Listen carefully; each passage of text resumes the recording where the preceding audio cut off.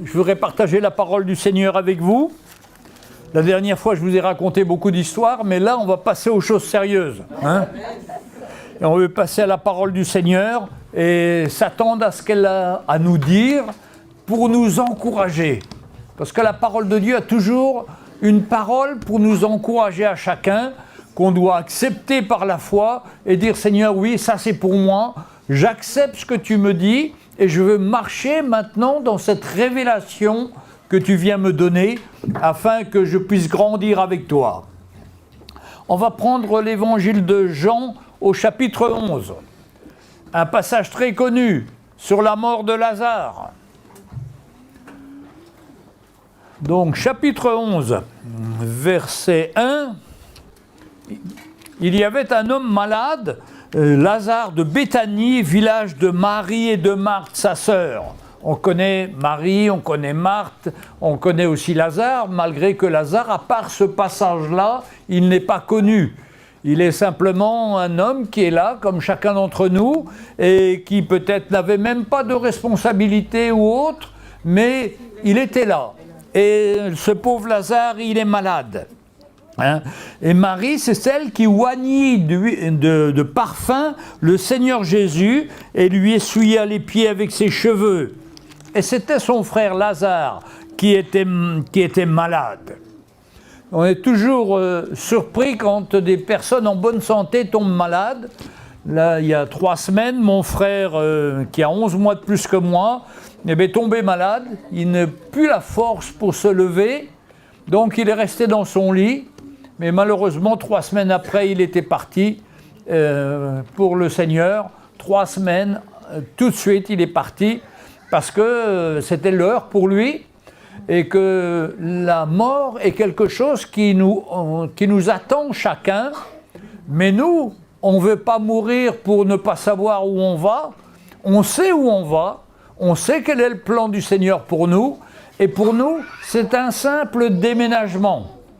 Notre royaume n'est pas sur cette terre, notre royaume est là-haut dans les cieux. C'est pourquoi que tout ce que nous faisons sur cette terre, c'est quelque chose qui est important, mais ce n'est pas ça qui va faire notre bonheur. Notre bonheur à nous, c'est de savoir qu'on appartient au Seigneur et qu'un jour, on sera là-haut avec lui, sans tristesse, sans pleurs, dans la joie, en train de le louer. Alors verset 3, les sœurs en voyant dire à Jésus, « Seigneur, voici celui que tu aimes est malade. » Elle parlait de son frère. Après avoir entendu cela, Jésus dit, « Cette maladie n'est point à la mort, mais elle est pour la gloire de Dieu. » Vous voyez, il y avait des situations dans notre vie, des épreuves, qui sont pour la gloire du Seigneur. On manque de telle ou telle chose, on croit qu'on est fini, mais c'est simplement une occasion pour nous de crier à lui, de s'attendre au Seigneur, et on va voir la grâce du Seigneur. Et quand on sort de ces épreuves, parce qu'on a tous des épreuves, on est fortifié, on connaît davantage le Seigneur. J'ai jamais vu des gens grandir quand tout va bien. Non, on grandit quand il y a une épreuve, quand il y a une difficulté. Pourquoi ? Parce qu'on n'a pas de solution, et la seule solution qu'on a, c'est en Jésus. Mais nous, on est un peu durs, nous. Nous, on voudrait trouver des solutions dans notre tête, dans notre imagination. Mais nos solutions à nous, ça nous fait tourner dans le désert. C'est-à-dire, ce n'est pas des vraies solutions. On a encore des problèmes, ça revient, ces problèmes. Il y a des situations qui vont. Mais quand on confie notre situation au Seigneur, il prend soin de nous et il règle nos situations et ça nous procure sa paix et sa joie dans notre cœur et nous le connaissons ainsi davantage. C'est un privilège de connaître le Seigneur. C'est une grâce que Dieu nous fait. Et les épreuves, des fois, s'accumulent, mais elles sont nécessaires pour nous arrêter. Vous savez pourquoi faire ? Arrêter notre orgueil. On est tous orgueilleux. On est tous forts dans la vie. On veut faire les choses par nous-mêmes. Mais la grâce de Dieu est intervenue dans notre vie. Elle nous a montré que sans Dieu, nous étions perdus. Et que Jésus s'est révélé à nous. et que c'est lui la solution pour notre vie.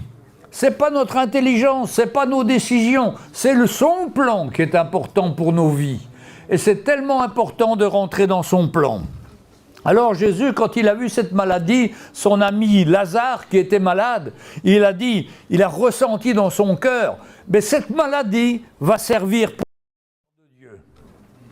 Et nous devons passer par des épreuves. Nous devons dire aussi, cette épreuve, Seigneur, je veux la passer avec toi, parce que tu vas m'aider et je vais te connaître encore davantage. Vous voyez ce que je veux dire ? Nous, on n'aime pas les épreuves, mais les épreuves, elles sont pour notre bien, pour que Dieu nous donne la patience. À moins qu'il y ait des patients, ici, beaucoup de gens qui sont patients. Vous êtes patients, là, il y a des patients ? Non, on n'est pas patient en général. On est impatient, mais pas patient.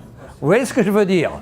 Nous, on veut des réponses tout de suite, parce qu'on est dans un monde où tout est rapide, tout est automatique.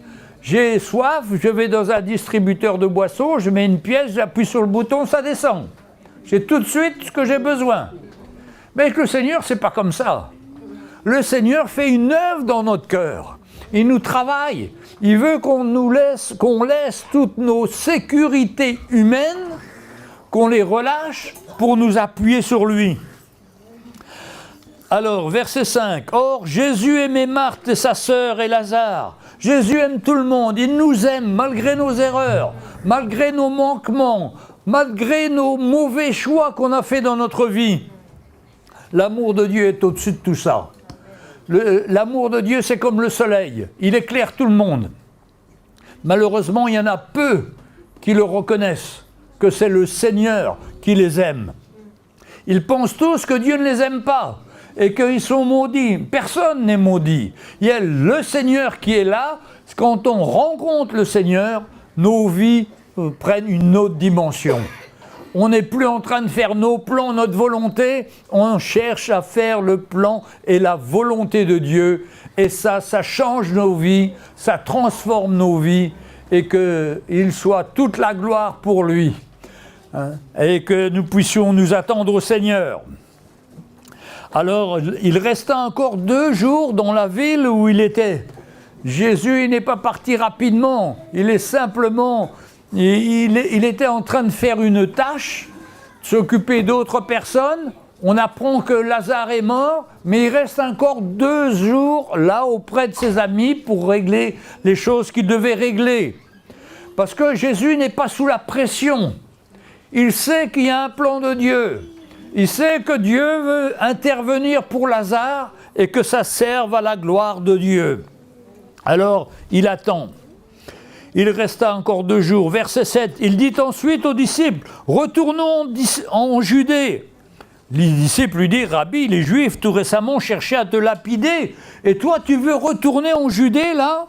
Jésus répondit, « Il n'y a pas 12 heures 12 heures au jour, si quelqu'un marche pendant le jour, il ne bronche pas parce qu'il voit la lumière de ce monde. Quand vous marchez dans la journée, vous voyez la lumière. Mais nous, quand on marche dans des situations difficiles, notre Seigneur, c'est lui notre lumière. Si on va dans ces situations difficiles avec le Seigneur, il va prendre soin de nous et on va voir sa main agir. Parce qu'on a la lumière. Et chacun d'entre nous, nous avons une lumière dans notre cœur. C'est le Seigneur. Nous ne sommes pas seuls. Il est toujours là, toujours prêt à intervenir. C'est lui le bon berger. Alors, eux, ils ont peur de retourner en Judée, mais Jésus n'a pas peur, parce que lui, c'est la lumière.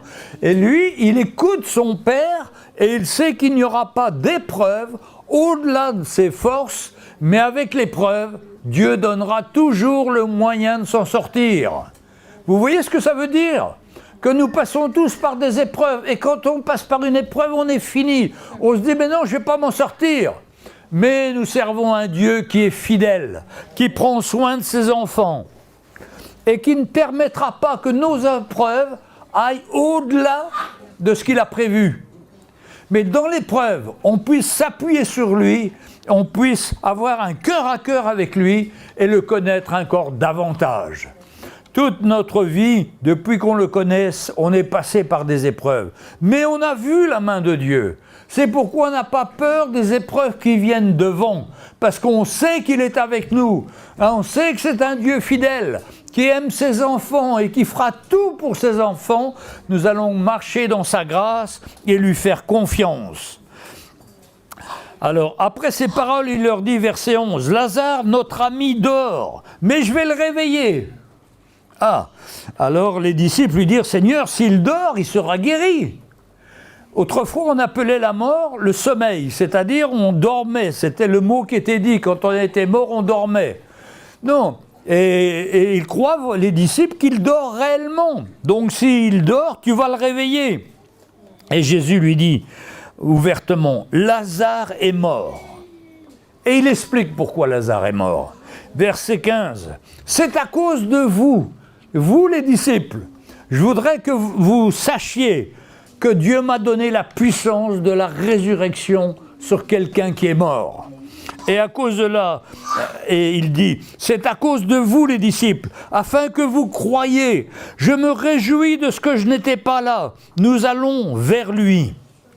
Vous voyez, dans l'évangile de Matthieu, il nous est dit que allez par toutes les nations faire des disciples, les baptisons au nom du Père, du Fils et du Saint-Esprit. Et juste avant, au chapitre 28 de Matthieu, 27, 28, voilà. Le dernier chapitre de l'évangile de Matthieu, juste avant Marc, la dernière page, il dit « Tout pouvoir m'a été donné dans le ciel et sur la terre. Allez, faites de toutes les nations des disciples, les baptisant au nom du Père, du Fils et du Saint-Esprit, et enseignez-leur à observer tout ce que je vous ai prescrit. Et voici, je suis avec vous tous les jours jusqu'à la fin du monde. » Vous savez qu'il est avec nous? Vous savez qu'il est tous les jours avec nous? Amen. Il est dans ta cuisine quand tu t'ennuies, quand c'est difficile à faire à manger, quand il faut faire la lessive, il faut faire ci, il faut faire ça. Non, il est là. Vous savez, je dis toujours, il a une distance d'une prière. Il n'est pas loin, le Seigneur. Une prière sincère. On dit, Seigneur, je suis fatigué, je suis épuisé, donne-moi ta force. Viens à mon secours. Et Dieu est fidèle. Il nous fortifie, il vient à notre secours pour nous aider, pour nous changer. Sa grâce, sa main est là. Et c'est tellement bon de voir la fidélité du Seigneur. Ça fait depuis 1971 que je marche avec le Seigneur. On est en 2025, ça fait 54 ans. Eh bien, le Seigneur ne m'a jamais abandonné. Le Seigneur a toujours été fidèle. J'ai vu sa grâce. Et même avant que je sois chrétien, le Seigneur avait sa main sur moi. Quand j'avais 9-10 ans, j'étais un enfant très turbulent. J'avais un oncle qui avait un tracteur et qui allait ramasser les foins. Et un jour, je suis parti avec lui derrière, sur le bras du tracteur, à l'arrière. Et là, il y avait une grosse remorque chargée de foin. Et j'avais 10 ans. Je devais récupérer un vélo chez un marchand de vélo qui était là. Et quand il est monté la côte avec son tracteur, j'ai sauté du tracteur, du timon du tracteur, et j'ai senti la roue de la remorque qui touchait mon dos, là. Et je me suis relevé. Et la grâce de Dieu. Mon oncle, lui, a cru que j'avais été écrasé. Il a attrapé la jaunisse, tellement il a eu peur. Il est rentré, il n'a pas osé regarder en arrière. Il avait peur de voir le sang et tout. Mais Jésus avait mis sa main sur moi. Parce qu'il m'avait appelé à le servir. Je ne le savais pas encore. Mais aussi combien de fois dans notre vie, on a cru être fini, avoir des catastrophes terribles, des faillites, des sociétés qui ne vont plus, des voleurs qui nous prennent notre argent. Mais on a toujours vu la fidélité du Seigneur, parce qu'il aime ses enfants. Il a été jusqu'au bout pour nous en se donnant à la croix, en se chargeant de nos péchés pour nous donner une vie nouvelle. Tous les jours, on devrait remercier le Seigneur. Dernièrement, j'avais une émission sur une radio, il y a une dame qui téléphone et qui dit « Pasteur, depuis que je suis marié, j'ai pas trouvé de nouveau mari, j'ai toujours une vieille voiture, j'ai toujours un vieil appartement, la vie est difficile. Seigneur, pourquoi, pasteur, ça m'arrive à moi ?» Alors, je lui dis « Ma sœur, vous habitez rue des Plaintes, il faut déménager, quitter la rue des Plaintes et aller dans la rue de la Reconnaissance. » Merci Seigneur pour mon appartement. Il est petit, mais je peux héberger une sœur. Ma voiture, elle est vieille, mais je peux emmener les sœurs au culte avec elle. Vous voyez, quand on voit les choses, on peut voir le verre à moitié vide ou alors à moitié plein. Mais il faut voir le verre à moitié plein, parce que le Seigneur est avec nous. Le Seigneur ne donne pas d'épreuves au-delà de nos forces. Mais avec l'épreuve, il nous donne le moyen d'en sortir. Et au lieu de se plaindre, on ferait mieux de rendre gloire à Dieu. Amen. Merci Seigneur, tu m'as sauvé. Amen. Il y a 54 ans, tu m'as sauvé Seigneur. Et tous les jours, je suis au bénéfice de ce que tu as fait pour moi à la croix. Et je me lève le matin et je suis reconnaissant au Seigneur pour ce qu'il a fait. Et moi et ma femme, à 4h, 5h du matin, on a comme des ressorts, on saute de notre lit, on va lire la parole, on va remercier le Seigneur et on a des journées formidables. Amen. Mais comme on est vieux, à 7h30, 8h le soir, on a les yeux qui se ferment tout seuls et on est obligé d'aller coucher. Bon, c'est notre limite. Mais chacun a des limites. Mais c'est pas grave, le principal c'est de vivre ce temps dans la joie avec le Seigneur, lui laisser toute la place dans notre vie. Est-ce que vous savez ce qu'elle dit la Bible? Si tu veux suivre le Seigneur, première chose, renonce à toi-même, à tes plans, à ta volonté, à tes solutions à toi. Porte ta croix, c'est-à-dire tes conditions difficiles que tu as à la maison. Une personne qui est malade autour de toi, un enfant qui est rebelle, des finances qui ne vont pas, tout ça c'est notre croix. On le porte ça, mais ça ne doit pas nous empêcher de servir le Seigneur. Et la troisième chose, c'est de servir le Seigneur. Mais ça commence toujours par première chose, renoncer à soi-même. Nous, notre problème souvent, c'est qu'on veut garder nos idées, nos pensées. On croit qu'on fera mieux que le Seigneur. Mais non, lui, il fera mieux. Amen. Parce que nous, on a une vision très étroite des choses. On voit les choses comme ça, on n'a que ça. Le Seigneur, lui, il est à 360 degrés. Je vais me faire le tour parce que ça monte 360 degrés. Il connaît notre histoire, il connaît notre futur, il connaît notre présent, il connaît notre passé. Mais alors, c'est en lui qu'on doit se faire confiance, pas en nos capacités. Et d'ailleurs, quand on s'appuie sur nos capacités, on s'aperçoit qu'on est comme le peuple d'Israël dans le désert. Eux, ils sont restés 40 ans. Des fois, on en reste 3 jours, 4 jours à faire la tête, on n'est pas content. Mais non, ça c'est des gamineries, c'est des trucs d'enfants. Nous sommes appelés à être des serviteurs du Seigneur et d'avoir la vie du Seigneur en nous et de se relever. On n'est plus le temps des bouderies. On est le temps de servir le Seigneur dans la joie et dans la reconnaissance pour tout ce qu'il a fait pour nous. Et nous avons tous des sujets de reconnaissance à remercier le Seigneur. Alors je m'éloigne un peu de mon texte, voilà. Alors Jésus ayant parlé de sa mort, mais ils crurent qu'il parlait de l'assoupissement de son sommeil. Vous savez, les disciples, ils voient tout ça au premier degré. Quand Jésus dit il dort, mais non, mais il est mort. Il est obligé de leur dire il est mort, parce que ça, ils voient au premier degré. Mais Jésus parlait de sa mort. Mais alors Jésus lui dit ouvertement, Lazare est mort, c'est à cause de vous, que je me réjouis de ce qui va se passer. Alors Thomas, appelé Didyme, dit aux autres disciples, allez, nous aussi on va aller mourir avec lui. Alors ça c'est la réponse dans la chair de Thomas. Vous connaissez Thomas, c'est lui qui était incrédule, qui dit, si je ne mets pas mes mains dans les blessures de Jésus, je ne croirai pas. Et Jésus lui dit, heureux ceux qui n'ont pas vu, mais qui ont cru, c'est-à-dire nous. On n'a pas vu, mais on a cru dans notre cœur, et ça nous a changé, et ça nous a transformés. Verset 17, Jésus était arrivé, trouva que Lazare était depuis 4 jours dans le sépulcre. Et comme Béthanie était près de Jérusalem, à 15 stades, c'est-à-dire 13 kilomètres, beaucoup de Juifs étaient venus voir Marthe et Marie pour les consoler de la mort de leur frère.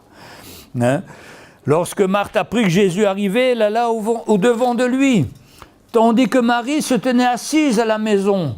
Marie, elle était toujours assise au pied du Seigneur, elle était toujours en train de compter sur le Seigneur. Marthe dit à Jésus, « Seigneur, si tu avais été ici, mon frère ne serait pas mort. » Alors, Marthe, elle fait un reproche à Jésus. Mais pourquoi tu n'étais pas là? Toi qui connais tout, tu aurais été là, il ne serait pas mort. Alors, mais maintenant, elle dit, maintenant même, je sais que tout ce que tu demanderas à Dieu, il te l'accordera. Donc elle avait une espérance, elle avait une foi quand même. Mais elle était découragée parce que son frère était mort. Jésus lui dit, ton frère ressuscitera. Ah, elle dit, je sais qu'il ressuscitera à la résurrection au dernier jour. Jésus lui dit, je suis la résurrection et la vie. Celui qui croit en moi vivra quand même s'il était mort. Mes frères et sœurs, ça c'est pour moi la phrase la plus révolutionnaire qu'a dit Jésus. Je suis la résurrection et la vie. Celui qui croit en moi vivra même s'il est mort. C'est quelque chose qu'on prêche souvent aux enterrements. Mais il y a une réalité. Quand quelqu'un est mort, mais dans le Seigneur, mais continue à vivre pour le Seigneur dans le ciel. Sa vie n'est pas finie. Et c'est ça l'espérance des chrétiens. C'est que nous, on passe ce temps sur cette terre, peut-être à souffrir des situations difficiles. Mais un jour, on sera là-haut, dans la présence du Seigneur, en train de le louer, de l'adorer, avec tous les saints, tous ceux qui nous ont précédés, avec Abraham, avec tous ces hommes de l'Ancien Testament qui ont obéi à Dieu, et tous ceux depuis le Nouveau Testament, Étienne, et tous ces gens-là qui ont souffert sur cette terre, mais qui sont arrivés là-haut. Un jour j'irai là-haut. C'est un chant extraordinaire qu'on chante dans nos églises. Un jour j'irai là-haut. Là-haut, plus de pleurs, que de joie de louer le Seigneur. Bon, je ne vais pas vous le chanter parce que vous n'allez pas reconnaître le chant. Une fois, je me suis lancé à chanter un chant et les gens ont cru que j'ai chanté en langue. Alors, c'était un peu inquiétant. Donc, je ne m'y lance pas. Mais la vérité, c'est qu'un jour, on a un appel extraordinaire, mes frères et sœurs. La vie ne s'arrête pas là, elle ne s'arrête pas au cimetière. Amen. C'est notre corps qui reste au cimetière, mais notre âme monte auprès du Seigneur. Et nous serons pour toujours dans sa présence. Alléluia. Et Jésus lui dit, je suis la résurrection. Ah, vous voyez ce que c'est que la résurrection? Quelqu'un qui est mort, tout d'un coup il se réveille, il retrouve la vie. C'est extraordinaire. Mais nous étions morts spirituellement, nous dit la Bible. Et quand Jésus s'est révélé à nous, eh bien on était comme ressuscités. La vie de Christ est venue en nous. Alors, on doit vivre comme des ressuscités. Amen. Pas comme des moitié morts, mais être joyeux pour servir le Seigneur. Amen. Et je comprends votre pasteur dans la louange qui dit, il faut qu'on soit heureux les frères et sœurs. Mais ce bonheur-là, il vient de notre cœur. Si on a une relation avec le Seigneur, on sera heureux. Amen. Si on a une relation que tous les dimanches, toute la semaine, on va galérer. Mais on est appelé à avoir un contact tous les jours avec le Seigneur. Chercher auprès de lui notre force et notre joie. Et la joie du Seigneur est ma force, comme dit la parole. Est-ce quelle est votre force, les frères et sœurs? Amen. Ah, je vois des mains tout joyeuses là. Ouais. C'est bien. Amen. Merci Seigneur. Alléluia. Puis j'en vois qui n'ont pas le sourire. Mais j'ai de la foi pour eux. Parce que le Seigneur est là. Et comme je dis toujours, il est à une distance d'une prière. Pardon Seigneur, je suis trop sec. Je suis trop dur. J'ai fermé mon cœur. Seigneur, change-moi. Et le Seigneur est fidèle pour nous changer et œuvrer dans notre cœur. Quiconque vit et croit en moi ne mourra jamais. C'est nous ça. Nous, quiconque vit et croit en moi, croit en Jésus ne mourra jamais. Pour ça que moi on ne dit pas on meurt, on déménage nous. On déménage de cette terre, on va habiter avec le Seigneur. C'est un bon déménagement ça, non? Amen. Et avec ma femme, on a déménagé, été vivre à l'île Maurice pendant 2 ans. Et on a déménagé, on a pris toutes nos affaires. On a pris un conteneur, 20 mètres cubes, 3 tonnes. Et puis au bout de 2 ans, on a dû revenir parce qu'ici en France, on avait des problèmes dans nos affaires. Les gens nous avaient volé, usurpation d'identité. Et on est revenu avec des valises. 31 valises on avait. Mais je peux vous dire ce que m'a dit un jour une grand-mère. Elle m'a dit... de déménager, et là vous avez fait 2 déménagements, un coup pour la Maurice, un coup pour revenir, ça égale à un incendie dans votre maison. Parce que ma femme, elle dit, où sont mes cuillères, où sont mes fourchettes, où sont les trucs, ben, tout est parti, tout est perdu là-bas. Mais c'est pas grave. Ce qui est le plus important, c'est ce qu'il y a dans notre cœur. Et qu'on a obéi au plan du Seigneur. Et on est passé par l'épreuve, mais il nous a sortis de cette épreuve. Et aujourd'hui, on est reconnaissant au Seigneur. Alors, quiconque vit et croit en moi ne mourra jamais. Crois-tu cela? Elle lui dit, oui Seigneur, je crois que tu es le Christ, le Fils de Dieu. Ah, une révélation extraordinaire. Vous savez, les Juifs, les intellectuels, les gens qui étudiaient la Torah toute la journée, ils n'ont jamais compris que Jésus était le Christ. Ça les dérangeait tellement, ça enlevait tellement leur commerce, leurs habitudes, leurs formes religieuses. Mais Jésus a dit, moi je suis le Christ. Et là, cette femme, elle le reçoit. Marthe, elle n'est pas très spirituelle, elle est toujours occupée à faire plein de choses dans la maison. Et Jésus lui dit, Marthe, Marthe, calme-toi, calme-toi. Mais elle avait cette révélation que Jésus-Christ était le Fils de Dieu. Il était le Christ, le Messie, celui que le peuple d'Israël attend depuis 2000 ans. Enfin, plus que 2000 ans. 2000 ans maintenant, plus 2000 ans avant, 5000 ans au moins. Mais cette femme simple, elle a reçu le Christ. Elle a compris qu'il était le Christ. Ça me fait penser à cette Samaritaine qui était au bord du puits. Cette femme, elle avait eu 5 maris. Et elle allait chercher de l'eau pendant midi, en plein soleil. C'est pas le moment d'aller chercher de l'eau, le soleil est trop fort. Hein? On ne sort pas en plein midi. Surtout hier, hein? C'était très chaud. Hein? Et en Israël, c'est très chaud comme ça presque tout le temps. Mais elle est sortie pour pas que les gens puissent la voir, parce que sa vie n'était pas en ordre. Elle était couverte de péché, et les gens l'accusaient. Mais Jésus ne l'a pas accusée. Il s'est mis à son niveau, il s'est abaissé à son niveau. Il lui a dit, donne-moi à boire. La femme était surprise. Et puis petit à petit, elle a compris qu'elle n'avait pas affaire d'abord à un prophète, elle a cru.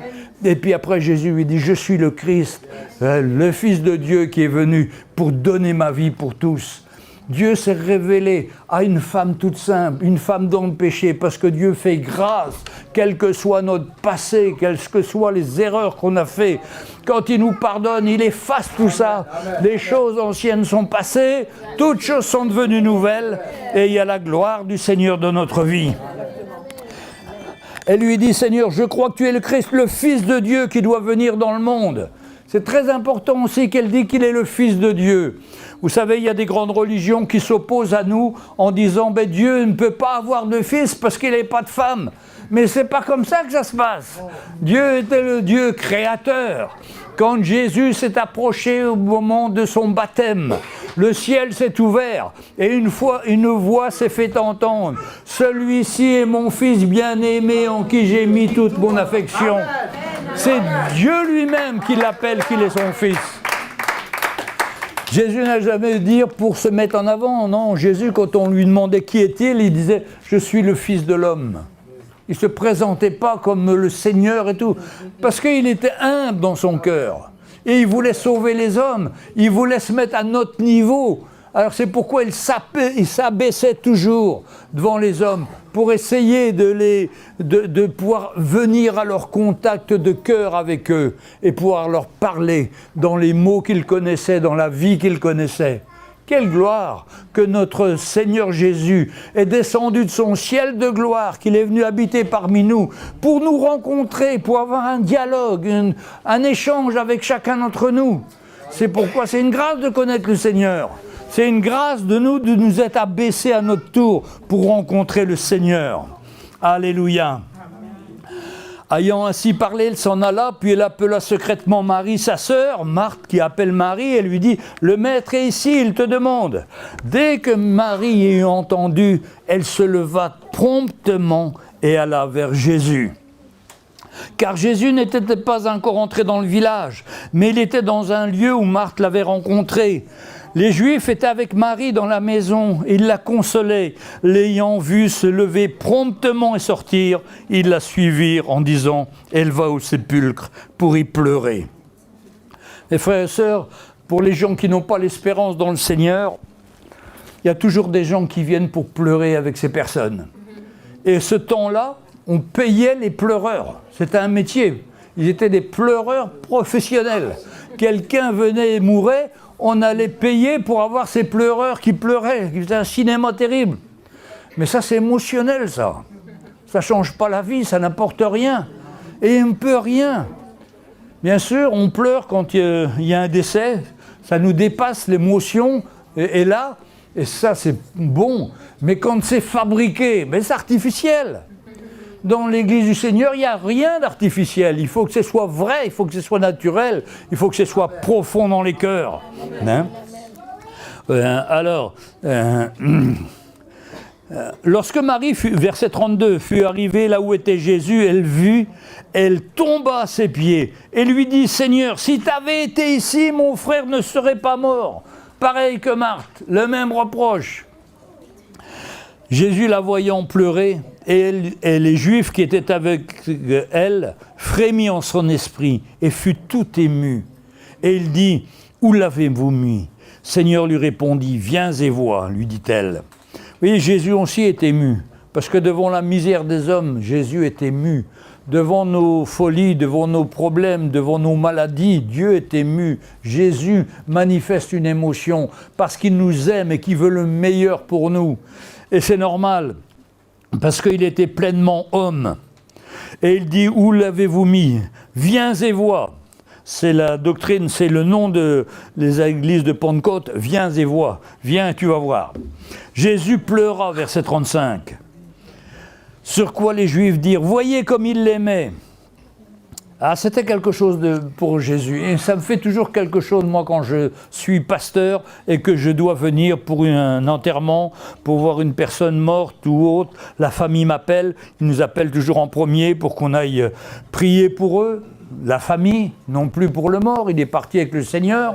Hein, mais quand le mort et quand la personne qui va mourir est au dernier point, il m'est arrivé d'intervenir où les gens étaient dans un coma, de prier pour les gens, que les gens se réveillent et disent « Amen » à la prière de repentance.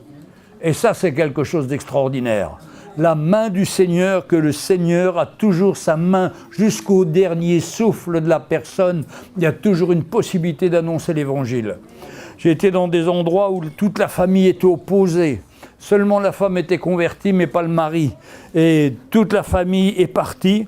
Et je suis arrivé juste à ce moment-là, je suis rentré dans la chambre, l'homme s'est réveillé. Je lui ai fait prier la prière de repentance. Il l'a fait de tout son cœur. Et puis 5 minutes après, il est parti avec le Seigneur. Ça, c'est les miracles du Seigneur. La grâce de Dieu.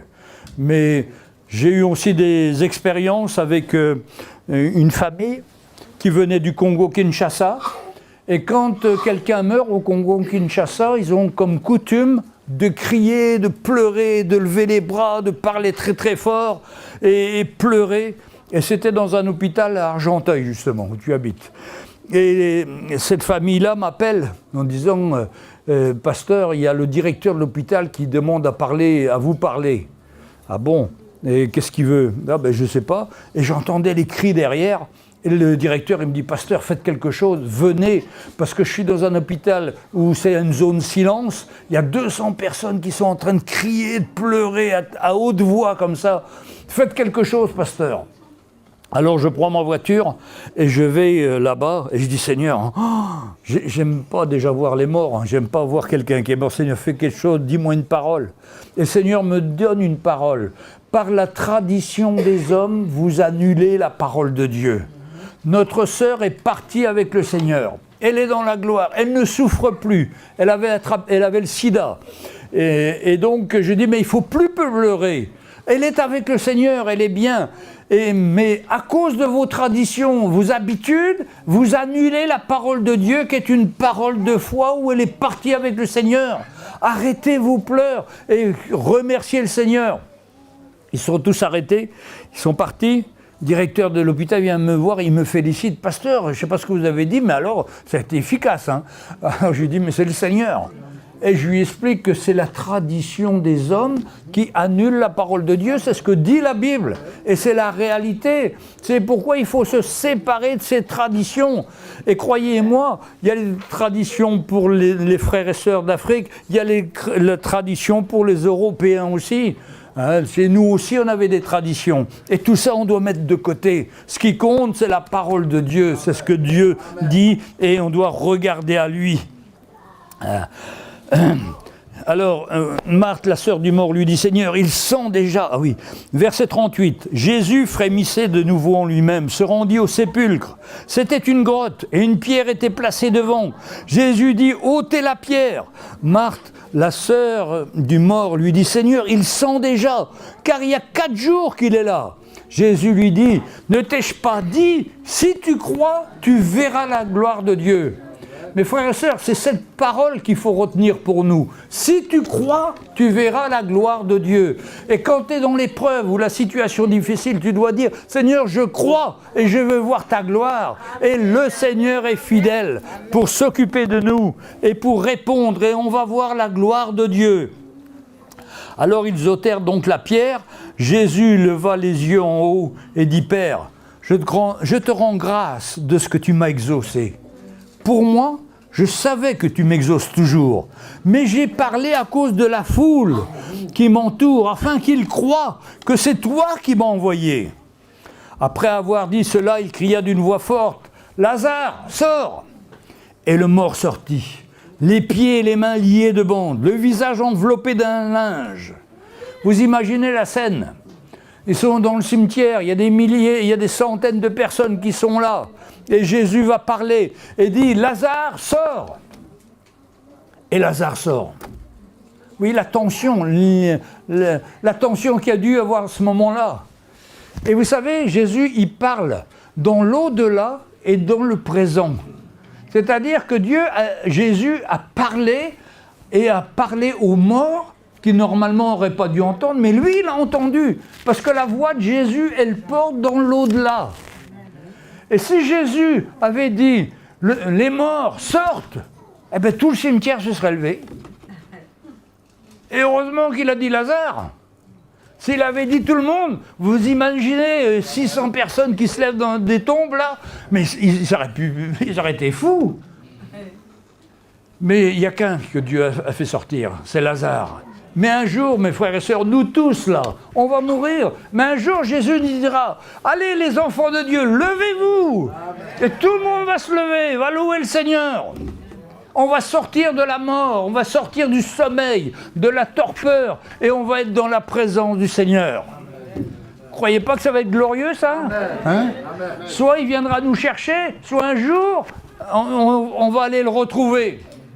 Quel moment merveilleux! La grâce du Seigneur. Jésus a ressuscité 3 personnes. Vous vous rappelez le fils de Jairus. Jairus, c'est un collecteur d'impôts, hein, et son fils était mort. Enfin, c'était un homme d'affaires, un homme qui avait aidé. Non, c'était un commandant militaire, je crois. Et Jésus voit son fils et lui dit, non, retourne à la maison. Ton fils qui était mort, il est guéri. Effectivement, Jésus l'a guéri. Après, la fille de Naïm, la veuve de Naïm, c'était une femme qui était veuve. En Israël, il n'y a pas plus de misère que d'être veuf, ou d'être veuve, surtout d'être veuve. Parce que le veuf, lui, bon, il peut travailler encore, mais la veuve, elle n'a pas eu de travail, elle a élevé son enfant. Et là, elle est toute seule avec son enfant, et son enfant meurt. Donc pour elle, elle n'a pas d'argent, elle n'a rien. Et Jésus voit cette femme qui pleure, et derrière, il y a tout le monde qui porte le tombeau, enfin le cercueil de son fils. Jésus fait arrêter le cercueil, et il appelle ce jeune, et il dit, lève-toi. Et il se lève. Et puis le 3e, c'est Lazare. Et puis bientôt, ce sera nous, les frères et sœurs. Ce sera nos parents, nos grands-parents, tous ceux qui sont partis avant nous et qui connaissent le Seigneur. C'est merveilleux. Et le mort sortit, les pieds et les mains liés de bandes. Vous imaginez le mort qui sort avec ses bandes tout autour de la tête, et là, il faut le délier. Alors il dit cela d'une voix forte. Et le mort sortit, les pieds et les mains liés de bandes, le visage enveloppé d'un linge.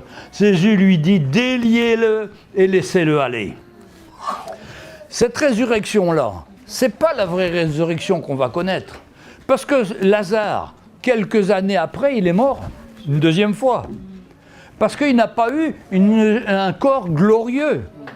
Par contre, quand Jésus est ressuscité, ben lui, il était enfermé dans un linceul. Et puis quand il s'est ressuscité, lui, il a passé à travers la matière. Il n'a pas eu besoin de pousser la pierre, il est passé à travers la matière. Parce que lui, son corps était esprit et il était ressuscité. Et nous aussi, un jour, ce n'est pas notre vieille carcasse qui va ressusciter, c'est notre âme avec le Seigneur et on sera pour toujours avec lui dans sa présence. Et ce corps-là, il n'aura pas de faiblesse, pas de pleurs, pas de crainte. On sera dans la joie du Seigneur. Mes frères et sœurs, ça vaut la peine. Ça vaut la peine. On a un avenir merveilleux que le Seigneur a pour nous. C'est pour ça qu'on passe à travers les situations et on s'attend au Seigneur dans toutes choses parce qu'il est là. Le mort sorti, les pieds et les mains liés de bandes, le visage enveloppé d'un linge. Jésus dit, déliez-le et laissez-le aller. Plusieurs des Juifs qui étaient venus vers Marie et qui firent ce que vit Jésus, crurent en lui. Vous voyez, quand les Juifs ont vu ce que Jésus a fait, plusieurs ont... Mais quelques-uns d'entre eux allèrent trouver les pharisiens et leur dire ce que Jésus avait fait. Toutes les fois qu'on a une grande bénédiction du Seigneur, on en parle à notre famille. Il y a la moitié qui sont pour, il y a la moitié qui sont contre. Parce que l'homme naturel ne veut pas accepter que le Seigneur est le Tout-Puissant et que le Seigneur puisse changer nos vies. Mais c'est comme ça. Et on fait face à la persécution souvent de notre famille qui ne croit pas. Et c'est pourquoi on prie pour notre famille, pour qu'elle se tourne vers le Seigneur, que leur cœur s'ouvre, que la grâce de Dieu s'ouvre, et qu'on soit, nous, des bons témoignages pour eux, avec la bonne odeur de Christ qui soit répandue dans les cœurs par la grâce de Dieu et avec son aide. Mais il y en a toujours qui vont s'opposer. Verset 47, alors les principaux sacrificateurs et les pharisiens s'assemblèrent en le Sanhédrin et dirent « Que ferons-nous ? Car cet homme, Jésus, fait beaucoup de miracles. Si nous le laissons faire, tous croiront en lui. Et les Romains viendront détruire et notre ville et notre nation. » Ah là là, ils ont peur parce qu'ils disent Jésus fait tellement de miracles, donc il faut arrêter ça. Hein? Parce qu'ils disent, les Romains viendront détruire notre ville et notre nation. Ils l'ont tué, les Romains ont détruit leur ville et notre nation, 70 ans après. Le temple a été brisé, cassé, le culte de l'Ancienne Alliance a été supprimé parce qu'il y avait plus qu'il fallait et le peuple d'Israël a tout perdu. Mais eux, ils pensaient que si tuer Jésus, ça allait arrêter tout ça. Parce qu'ils voulaient garder leur système religieux. L'un d'eux, Caïphe, qui était souverain sacrificateur cette année-là, leur dit « Vous n'y comprenez rien !» Caïphe, c'était un païen qui était opposé à Jésus, mais Dieu s'en est servi pour qu'il prophétise. Et contre sa volonté, il a dit, Caïphe, « Vous n'y comprenez rien, vous ne réfléchissez pas. Il est dans votre intérêt qu'un seul homme meure pour tout le peuple et que la nation entière ne périsse point. » Il disait, Jésus qui va mourir, il est mort pour nous sauver. Il est mort pour qu'on puisse être là aujourd'hui, pour qu'on puisse le connaître. S'il n'était pas mort, on ne pourrait pas avoir sa vie. Mais parce qu'il est mort, il nous a donné la vie à chacun d'entre nous. Les jeunes enfants, là, les jeunes filles, doucement, doucement. On est pour le culte, on écoute la parole de Dieu, c'est important. Hein? Alors, il leur dit cela de lui-même, mais il dit cela de lui-même, mais étant souverain sacrificateur, il prophétisa que Jésus devrait mourir pour la nation. Et c'est ce qui s'est passé. Et c'est par son sacrifice que nous avons la vie. C'est par sa grâce. Quel privilège, mes frères et sœurs. Nous pouvons être reconnaissants. Je me rappelle, il y avait un prédicateur américain qui s'appelait Charles Whitefield, qui était dans une conférence comme ça. Il prêchait sur le retour du Seigneur. Et il disait, nous avons la porte de la grâce qui est ouverte aujourd'hui. Vous pouvez encore vous donner au Seigneur. Mais attention, cette porte va se fermer. Et il y avait 2 jeunes dans la salle qui disaient, il donne un coup de coude à son copain, il dit « Mais si cette porte se ferme, ben, il va ouvrir une fenêtre !» Et le prédicateur leur dit, si quelqu'un est en train de dire qu'une fenêtre va s'ouvrir, mais vous vous trompez. La porte qui va s'ouvrir, c'est la porte de l'enfer, la porte de la condamnation. C'est pourquoi il est tellement important de répondre à l'Évangile et d'écouter l'Évangile avec respect. Amen. Et de s'attendre au miracle du Seigneur. Parce que vous êtes jeunes. Moi, quand j'étais jeune, j'ai jamais entendu l'Évangile. Il m'a fallu 21 ans, à l'âge de 21 ans, pour connaître le Seigneur. J'avais jamais entendu avant. Mais je vois tous ces jeunes qui entendent l'Évangile. Ça peut tellement changer votre vie. Vous pouvez tellement être des bénédictions pour votre famille, pour votre pays, pour votre ville, là où vous êtes. Parce que vous avez le Seigneur. Mais ne ratez pas cette chance. Au contraire, donnez-vous au Seigneur. Acceptez son plan et ne résistez pas à son amour. C'est vous qui perdez. C'est vous qui serez malheureux. Et des gens malheureux, on en rencontre partout. Parce qu'ils n'ont pas accepté le Seigneur. Et souvent, quand à un moment on évangélisait les drogués et les gens paumés qui sont dans Paris, qui traînent dans Paris, les clochards, et ils nous sortaient de leur sac tous les évangiles qu'ils avaient reçus. Parce qu'ils avaient des gens d'OM, d'Opération Mobilisation, de Jeunesse pour Christ, plein, ils leur donnaient des tracts. Mais ça ne les intéresse pas. Ça ne les intéresse pas. Et ils ont fini clochards, drogués, finis. C'est terrible. Et on n'est pas appelé à ça. On est appelé à être des témoins du Seigneur et être des enfants de Dieu qui partageons l'Évangile. Donc, mes frères et sœurs, c'est important de connaître le Seigneur. Et vous voyez, ce n'est pas important de venir que le dimanche. C'est toute la journée, toute la semaine qu'on doit servir le Seigneur. Et j'aurai l'occasion pendant le séminaire de vous parler aussi des finances, mais je vous parlerai aussi de notre vie. Parce que qui est important, c'est notre cœur, l'état de notre cœur, où nous devons toujours être prêts à nous repentir, à dire « Seigneur, j'ai été fou, j'ai voulu faire mon plan, c'est la catastrophe. Alors je m'humilie, Seigneur, viens à mon secours. » Et le Seigneur nous tendra toujours la main. Mes frères et sœurs, c'est un Dieu de compassion.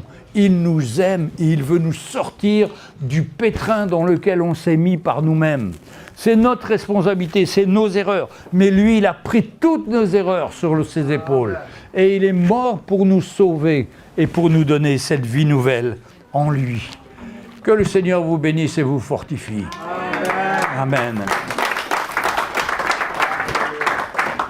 Avant de se quitter, on va se lever et je voudrais prier pour vous. Et particulièrement pour toute cette jeunesse, parce que la jeunesse, c'est l'avenir de l'Église. Hein? Donc, priez pour que chacun puisse se donner au Seigneur. Vous savez, dans notre Église, on avait beaucoup de jeunes qui sont partis dans la drogue, qui ont fini leur vie. Et mon fils en premier, je vous ai déjà raconté, mon fils David était parti dans la drogue. Mais on a prié pendant 4 ans. Et au bout de 4 ans, il est revenu au Seigneur. Et tous les enfants, sur 16 enfants, 15 sont revenus au Seigneur. Et on est vraiment reconnaissant. Donc il ne faut pas relâcher, il faut prier pour nos enfants, pour qu'ils puissent connaître le Seigneur. Seigneur, tu donnes à chacun, Seigneur, d'être conscient du cadeau que tu leur fais, de pouvoir te connaître, de pouvoir te donner sa vie dès leur plus jeune âge, afin qu'ils puissent être protégés de toutes les folies du monde, gardés de toutes les folies de l'éducation même, gardés de tous les péchés qui sont autour d'eux, qui sont là pour les accaparer, pour les rendre esclaves. Mais en Jésus, nous devenons libres et nous pouvons nous dire non au péché, non à toutes ces choses, Seigneur, parce que nous voulons te servir, marcher avec toi, dans la paix, dans la joie. Et toi, tu nous remplis de joie et de paix, Seigneur. Bénis chacun, Seigneur. Bénis chacun de ses enfants, comme les parents, Seigneur. Aide-les des bons parents pour prendre soin de leurs enfants, à écouter leur cœur, à mettre du temps avec eux, à investir dans leur vie. Et quand ils seront grands, ils sauront se rappeler, Seigneur. C'est toi qui ramèneras ça dans leur cœur. Bénis-les dans le nom de Jésus. Amen. Amen. Amen. Amen.